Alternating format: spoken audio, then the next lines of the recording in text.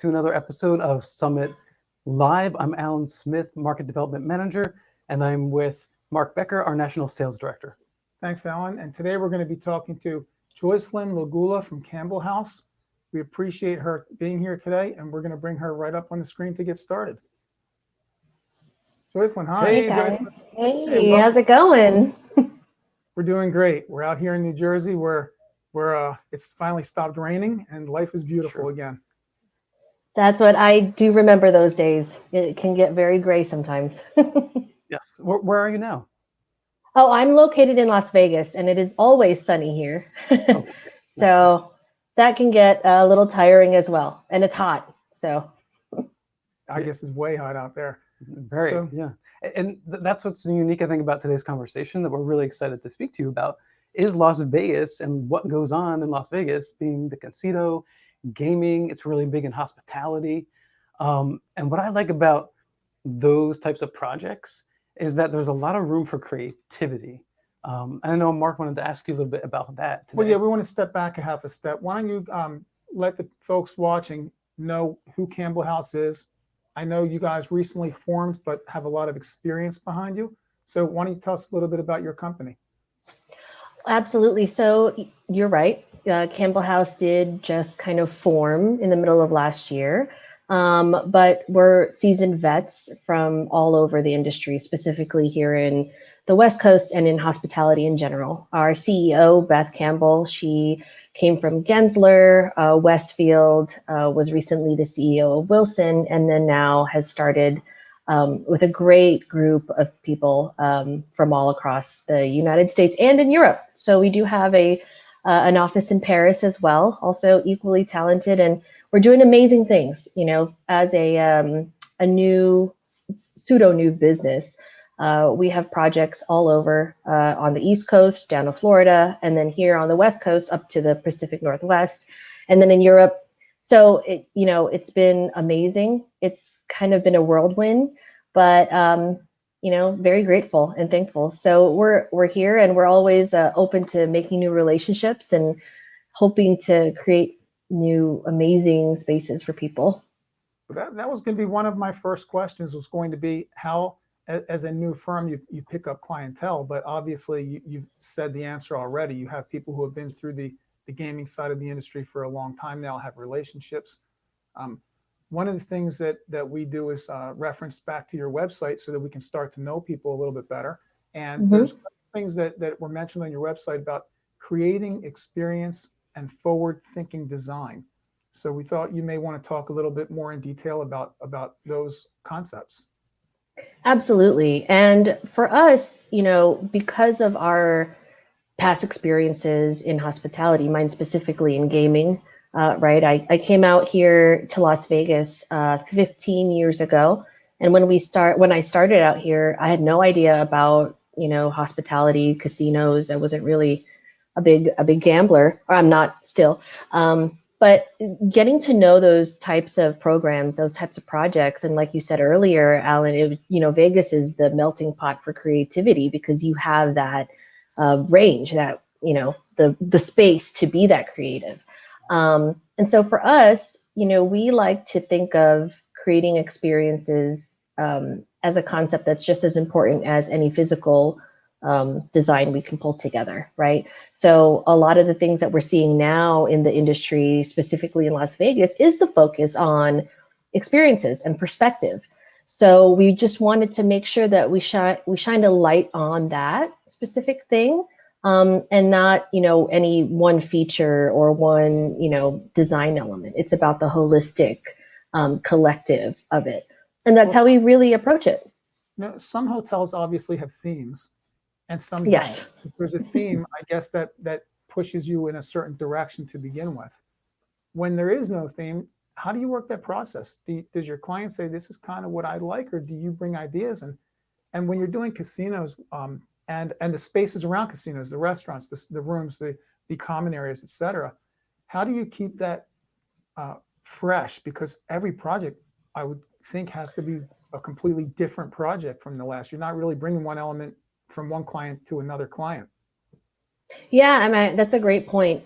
For the ones that are not themed, right, that have a strong concept line already, this is where we really like to engage with the client. What story do they want to tell? Because really, everybody wants to tell a story, whether they know it or not. So for us, it's just getting to, the down to the bare bones of what their motivations are for the project. What type of project is it? Is it a sports venue? Do you want to, an energetic, fun experience? So we do have these conversations and we cultivate these relationships with them so that we can get to that. And I think that's one of the really strongest methods to get to a design that's sustainable and that can stand the test of time past themes and past, obvious concepts. So that's really what, how I like to approach things first. And then from there, we just kind of pull from those keywords, those kind of key visioning points that we discussed in the beginning. And sometimes those things evolve. In the beginning of the project, you think you might want something, but then towards the middle, you're like, oh, wait a minute, that it's not working out that way. And then we shift. I think that's one thing that us in the industry really have to be aware of, just the ability to pivot when we need to. So Now that you brought up story, because I was curious, this might be a little bit of an abstract question, but where is that place that intersects between the story you brand is trying to tell the space and the intent of the client? Is there like a dancing act that goes on there, or do you just say this is the story and then just hope that they just get immersed in the space? no, that's a great question. And there is a balancing act, right? Because again, like I said, every perspective is different. So what I consider something as fun and energetic might not be the same as what the client is envisioning.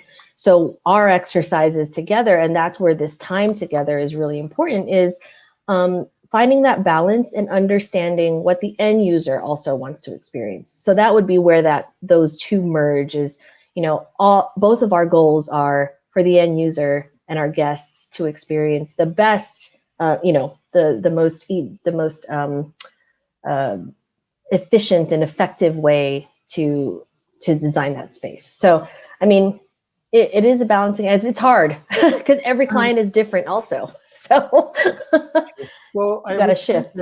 that finishes is probably become more difficult as well in the last number of years because of the focus on healthy environments, good indoor air quality. You're not just picking texture and color, but you're having to know a lot about products. And because of the hospitality industry, you're having to learn a lot about indoor and outdoor products and how to bring them together as well. So I know when we bring a lot of product in from Western Europe, Mm. and we have to test things to ASTM before we introduce it to people like yourself. We have to make sure that we can create healthy product declarations. When you're looking at product, what are you looking at and for first and foremost? Are you starting out with color and texture? Are you thinking about how long does this have to last in this environment? Or what brings those thoughts to lean you towards one type of product or another? Well, in the hospitality and specifically casino industry here, one thing that we do take important note of from the very beginning is durability, cleanability, because those are the aspects that our clients really look for, specifically in a casino or in a nightclub or in a restaurant, because turnover is so high, the wear is just pretty high traffic. So we want to make sure that these materials that we're looking at and that we're presenting to the client already meet that standard. And it's important for us to cut out that middle conversation part, because this way we're more efficient and we can communicate better in terms of what's available. And they depend on us too, on our research, right, on products and making sure that we know what we're showing and what we're presenting to them. So I would say that's two of the most important things that we look for first. And then, of course, in the holistic sense, does it fit within the concept? Does it help the space, or does it take away from it? There are certain things in a design that you want kind of to blend out and in the background, and there are more other things that you want to put forward. So it just depends, but definitely that part for our gaming clients and hospitality clients out here. Yeah, I think for us it used to be everybody wanted to know what color wood can I get? Everything was about Right. wood and area rugs, wood and area rugs, and it's evolved so much Oh, further yes. past Yeah. that. Yeah. You know, we look at wood as a product that shows indentation. So in Mm-hmm. your high traffic areas, you're going to get a not a very high appearance retention. Mm-hmm. Mm-hmm. We show things like we have a product called DuraWood with a high PSI. It doesn't indent, but maybe somebody doesn't want that. We can show them cork. Well, cork indents, but it indents Right. all over. It's always recovering, always indenting, so the appearance doesn't look off.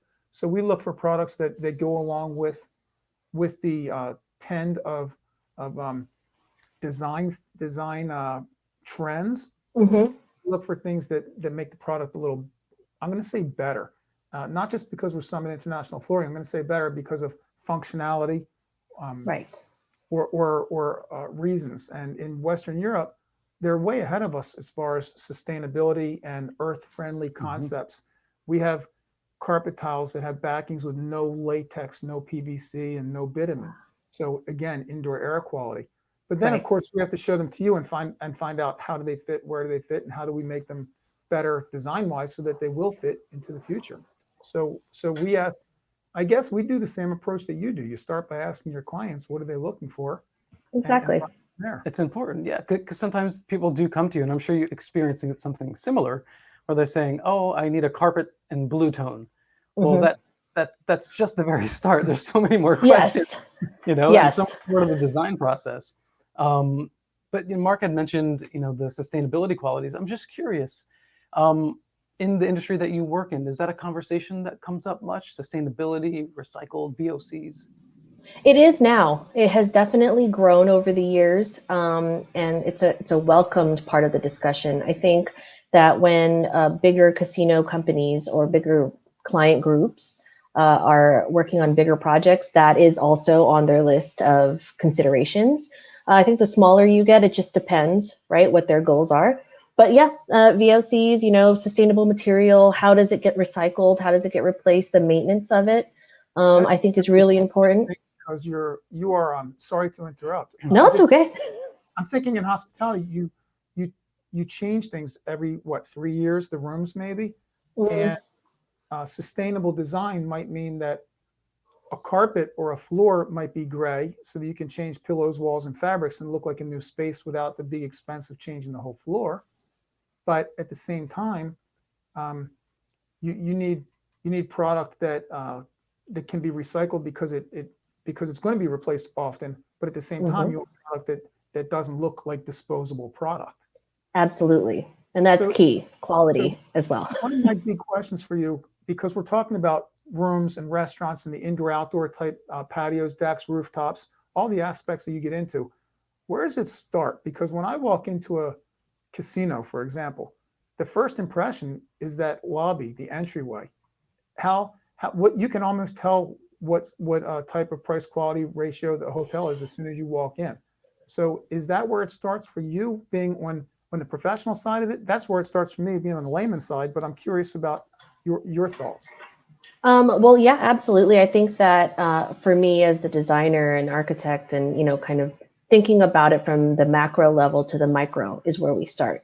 So I'm thinking of it, how does it look on the strip, for example, and the approach, how is the guest experience going up to the porte cochere or trying to find self parking? Is it easy? Is it hard? A lot of these casinos are, already kind of locked in with their land. So you have to be creative with how the guest actually approaches the property. That's where it starts for me. And then, of course, once you get out of your car, if you self-parked, how does that elevator look like? Or, all those things. I mean, it's small, but it's so important because otherwise it sets up the whole experience for everybody from the get-go. What's the length of time typically? I know it's going to vary the size of the casino, but how many years is it? How many months of design process before you actually see it come to fruition? It does vary, depending on the size, but also, how the project is going and everything in terms of funding. But generally speaking, between 2 to 3 years for a decent sized casino from, concept to opening day. And then you can see here currently this year, Resorts World just opened. We did the Hilton Tower rooms and lobby there, and then Circa downtown. And those, those took some time to get through as well. But, large projects like that means that there's a lot of people included in the decision making. So that always takes a lot of time. But we try to be as efficient as we can. The clearer we are with our concept and our design direction, the better it is for everybody, right? Yeah, and there's got to be a part of you, right, in that creative process that is overlaying, on the final product, right? Mhm. And Mark, kind of asked you this before. I'm going to take it a step further. Melissa, our brand manager, asked this question, and it was, how do you fill your well creatively? Do you read books? Is it movies? Do you go on adventures? How do you keep that color palette, fresh? Well, that is a great question. I definitely, well, travel. Travel is so important, and even if it's just back home to New Jersey to see what's happening over there, yes, or in different regions. I think that a lot of my inspiration and creative juices start to flow when I meet different people from different parts of the world. Whether that is in Las Vegas, because we have a really great opportunity here. Everybody comes here from everywhere, so. As much as I can, I get out there and I try to, be and engage in the places that everybody goes to, the casinos, the strip, but also see what's new and what's upcoming. Also going locally here in California and Arizona. So there are things that really fill my well, like Melissa says, with those kinds of things. And going out to new restaurants, just trying out new things. I think opening my mind to it, other than working. We had a project manager from the EAU on a few months back, and he was saying the goal is to always outdo the last project. And there was such opulence in the projects to keep upping the game is a challenge in and of itself. And you're right. You're looking at people from not just the East Coast and West Coast of the U.S., but you're a destination for the whole world comes into Las Vegas. Mm-hmm. So I guess you have to grab inspiration from every place. You must be an avid reader, or at least look at the pictures in the magazines. If Oh, not a reader. absolutely. Yes, absolutely. And I mean, now Vegas is becoming such a sports town. That's another added, piece of uh, design that it's just booming right now. That's exciting as well. So, Yeah, I mean, I have to admit, I have a thing for fluorescence, bright colors, patterns. I really appreciate that sort of stuff.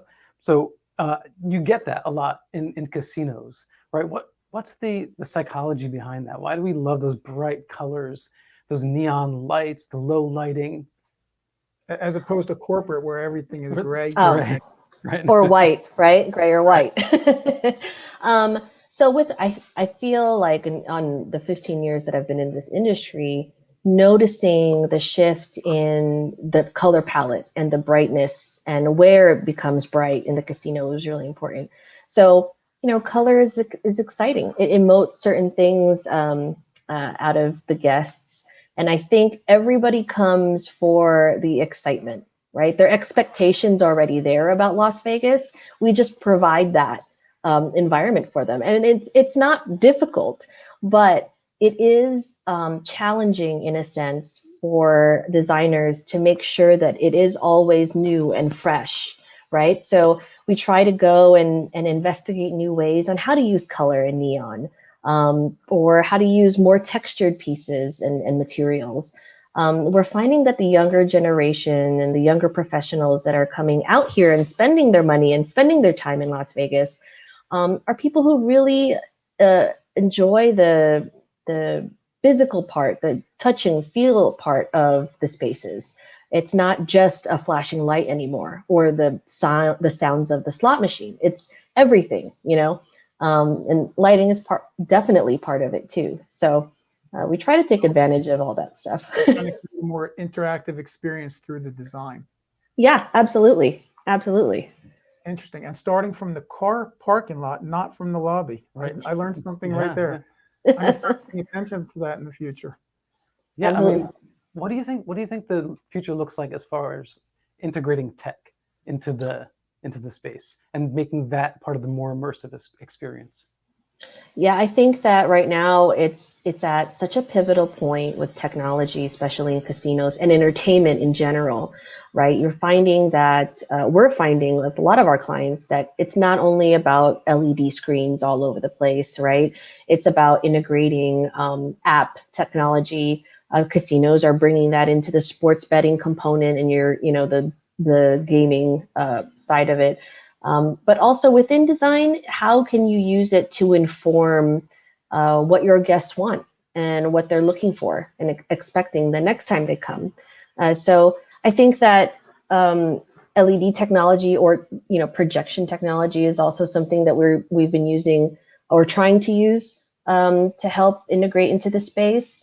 But I think that's always going to evolve. It's just like getting an Apple phone every two years, right? Like you have to keep up with it, or you don't know how to use you don't know how to use the tech anymore.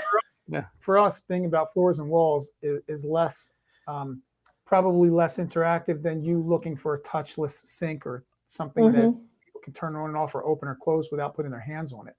For us, it Yes. comes down to choosing materials that are naturally antimicrobial, or where can we add microban if it needs to be added. And we look at the more technical aspects that people say, oh, the floor, that's just boring. To us, there's so many aspects to the floor, but I think technology happens more on your end, probably in the bathrooms and in the doorways and those kind of places where people don't want to touch that elevator button that 10,000 people touch just before them.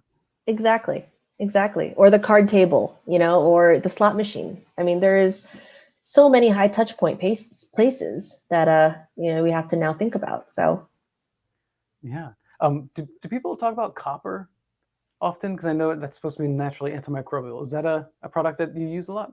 yeah, I mean, it definitely comes up in the beginning parts of our concept stages. Sometimes it gets phased out or dropped from the conversation because of pricing.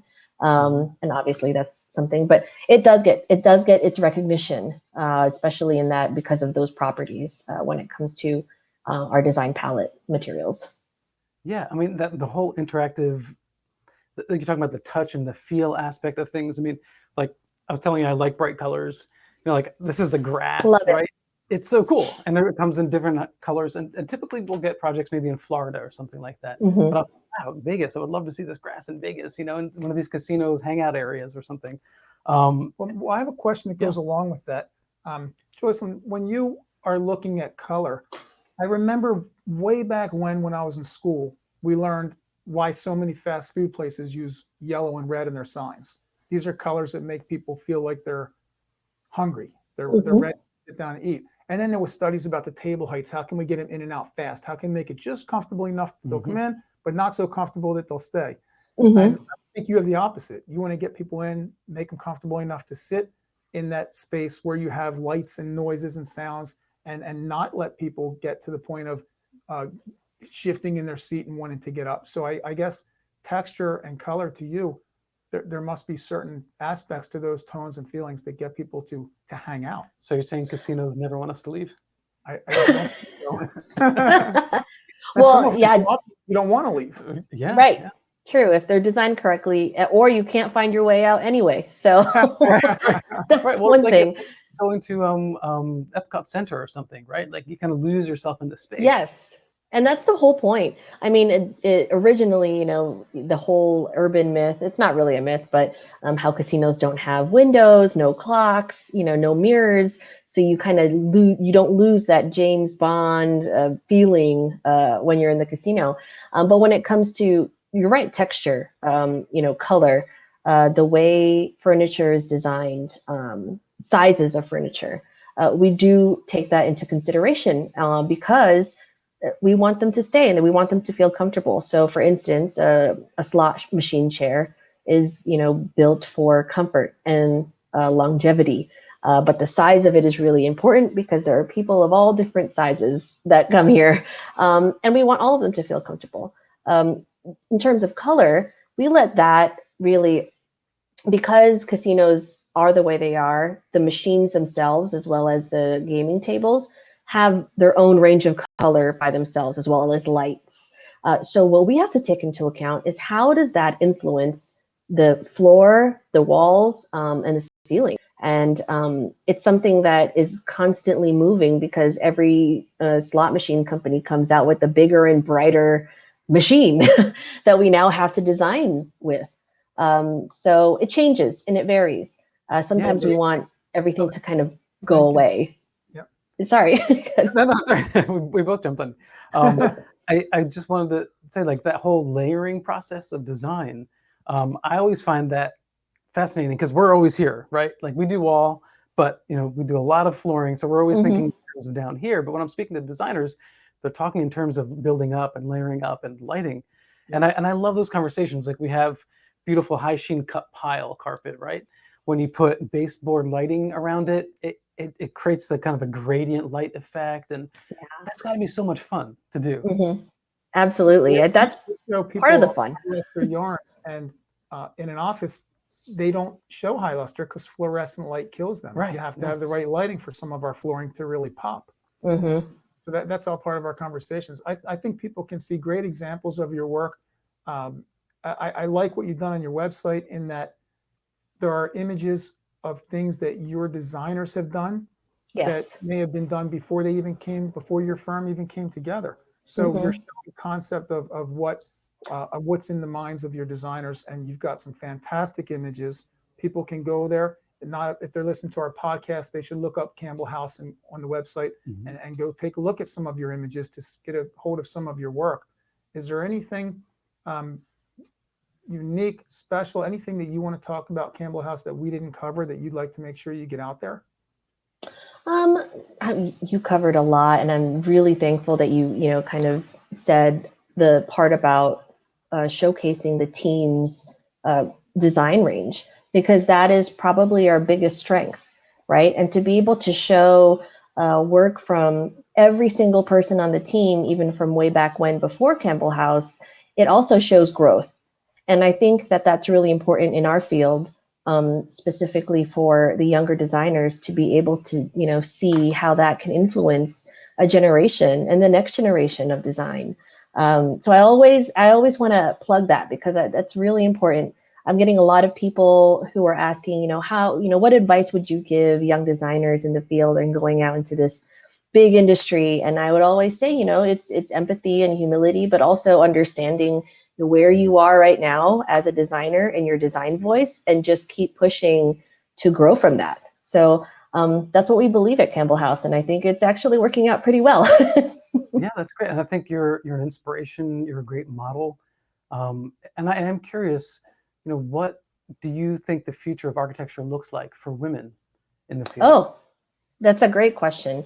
I think that it's still an upward climb, but it's bright. The future is always bright when it comes to that. I'm seeing more and more people. When I was in architecture school in upstate New York, I would say half of my class were women, which is a nice thing because it's an engineering school, so it's mostly men.